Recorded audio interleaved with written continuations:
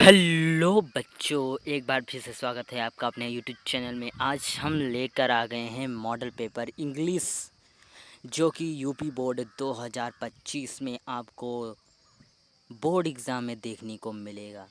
हम डेली ऐसी board exam से रिलेटेड वीडियोस लाते रहते हैं।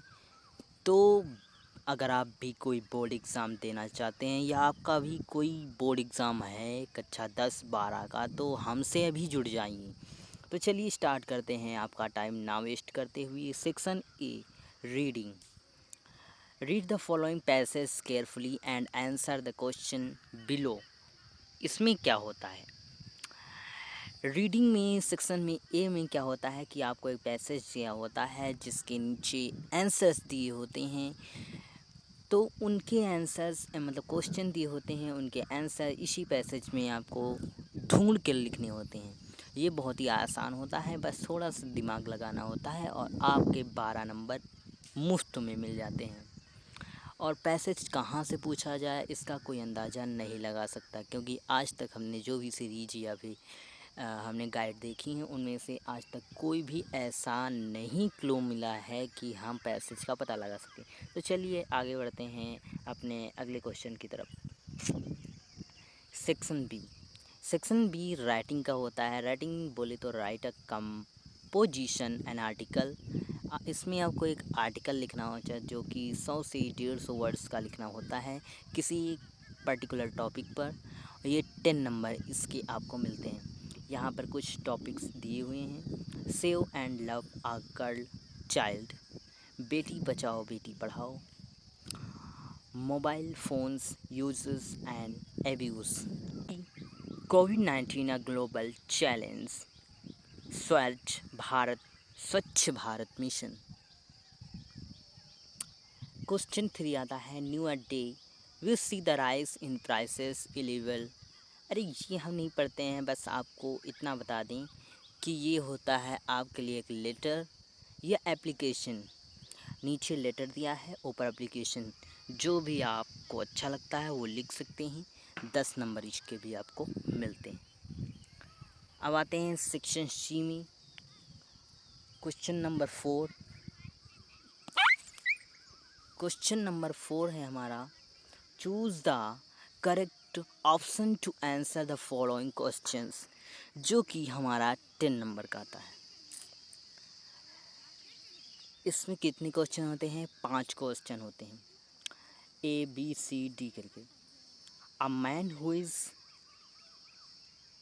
वोमानिश इन नेचर इज कैल्ड। अगला जो हमारा क्वेश्चन होता है, the phrase nip in the bud means. इसमें देखिए आपको क्या मिलता है। ये क्वेश्चन नंबर 4 है, choose the correct option and answer following questions. आपको यहाँ पर क्वेश्चन दिए हैं, उनके अंदर चार आपको आंसर दिए हैं। उन चारों में से कौन सा सही है आपको बताना होता है। तो इसमें जो दिए गए हैं, इसमें ये C number, the synonyms of adversity, ये काफ़ी ज़्यादा बार बोर्ड एग्ज़ाम में पूछा गया है। इसका जो आंसर है वो मिस फॉर्ट्यून होता है। D number, avoid such boys who are lazy in this sentences which word is an error. अब इसमें कौन सा शब्द एरर है, मतलब कौन सा शब्द एरर है, गलत है, ये आपको बताना है। फिर E number, the antonyms of trim is. इसका होता है फेल्योर। इसे मतलब सिनोनिम्स मतलब होता है समान, मतलब समानार्थ। एंटोम्स मतलब विलोम शब्द। Change any one of the following and indirect speech. Direct speech में दो हैं, the doctor said to patient do not eat junk food as it will be harm for your health. My teacher said brave you did a great job. दोनों में से कोई एक करना है, इसको आपको डायरेक्ट इनडायरेक्ट करना है। Combine any one of the following sentences I directed in the bracket. Bracket मतलब ब्रैकेट में जो लिखा है वो आपको करना है। जैसे लिखा है, Sadhana is very weak, she can not work properly.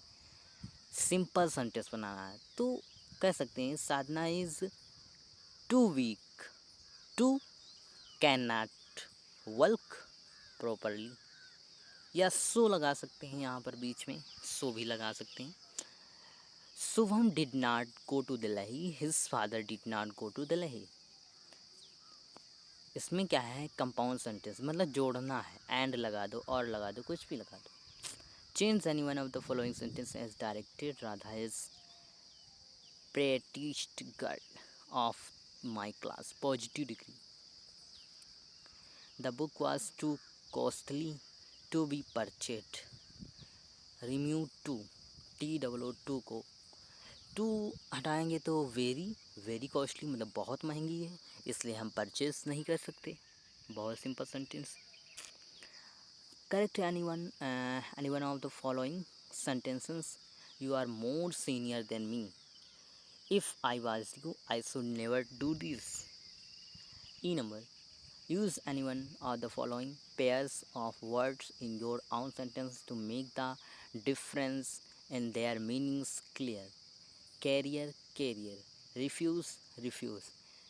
ये जो मीनिंग है सेम लग रही हैं, बोलने में ही और लिखने में थोड़ा बहुत सेम लग रही हैं, तो इनका अलग अलग अर्थ लिखना है। अब आता है आपके सामने एक ट्रांसलेशन इनटू इंग्लिश। एक हिंदी में आपको पैसेज दिया होता है जिसको आपको इंग्लिश में करना होता है। आपने अगर टेंस पढ़ा है तो आप लोग कर सकते हैं। फिर आता है section D, literature. Question number 7, answer any 2 questions in 30 से 40 वर्ड्स का आपको लिखना होता है। How did the player make the red rap. बहुत ही ज़्यादा ट्रेंडिंग क्वेश्चन है, इसको ज़रूर पढ़ लीजिएगा। What was the first lesson of Douglas training, ये भी ट्रेंडिंग में है, इसको भी पढ़ लीजिएगा। Who was Rajkumar Shukla, what was his speciality, ये इतना इम्पोर्टेंट है। Answer in one of the question in about 150 words. Mention the hazards of working in the glass bagging industry, ये ज़्यादा नहीं। In what Wepler gets philosophical ideas that the whole world is nothing but a big rat trap, ये भी important है। Read the stanza, एक passage stanza दिया हुआ है। I think a beauty are toy for river, तो इसके question इसी में से इसके आंसर लिखने होते हैं, देख कर लिख लीजिएगा। Write the central idea any one of the poem, तो keeping quiet, I think a beauty, an elementary school classroom in a slum. आप दो सेंट्रल आइडिया याद कर लीजिए, कीपिंग क्वाइट की, आई थिंक अ ब्यूटी की। नहीं याद हो रही है, हमसे बोलिए, हम याद करा देंगे। 11 number question, any one of the 2 of following question 30 से 40 word. Why has a student of ice, बहुत इंपॉर्टेंट है भाई साहब। स्टूडेंट ऑन आइस प्रोग्राम बहुत इंपॉर्टेंट है, लॉन्ग में है, शॉर्ट में है, सब याद कर लो। What did Charlie discover when he went to a newsboy बॉय, who were famed of swallowing sheep whole in the kingdom of the Maharaja. Answer any one of the question in the 150 words. Do you think that the third lever was a medium escape of Charlie? Why? Describe the Maharaja। ये जो है question B number, question 12 का जो B number है, इसको भी याद कर लीजिएगा। और महाराजा का जो नाम है वो भी याद कर लीजिएगा। टाइगर किंग का जो नाम है बहुत ज़्यादा पूछा जाता है। तो हमें लगता है कि मॉडल पेपर आपको समझ में आ गया, कैसा पेपर आता है समझ में आ गया। तो लाइक कीजिएगा, शेयर कीजिएगा एंड ज़्यादा से ज़्यादा सपोर्ट कीजिएगा अपने भाई